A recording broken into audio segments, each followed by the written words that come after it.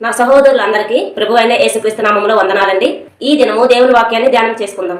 సామెతల గ్రంథము 17వ అధ్యాయము 17వ వచనం. నిజమైన స్నేహితుడు విడువక ప్రేమించును. ఈ లోకంలో వేరు వేరు అభిప్రాయాలు కలిగిన వివిధ రకాల స్నేహితులను మనము చూస్తూ ఉన్నాం. కొంతమంది స్నేహితులు నిజాయితీగా ఉన్నట్టు నటిస్తూ మన యొక్క పరిస్థితి బాగున్నప్పుడు మాత్రమే మన వెంట ఉంటారు. మరికొంతమంది స్నేహితులు మన నుంచి ఏదైనా ఆశించి వారు ఆశించిన దాన్ని మన నుండి పొందుకోవడానికి మాత్రమే చూస్తూ ఉంటారు. మరికొంతమంది స్నేహితులు పరిస్థితులను బట్టి నటించేవారుగా ఉంటారు. నిజమైన స్నేహితుడు ప్రతి సమయంలోనూ మన ఎడల ప్రేమ చూపించి ఆనందంలోనూ మరియు కష్ట నష్టంలోనూ మన వెంటే ఉండి మనల్ని ఆదరిస్తారు. నిజమైన స్నేహితుడు ఎప్పుడూ అబద్ధం ఆడడు.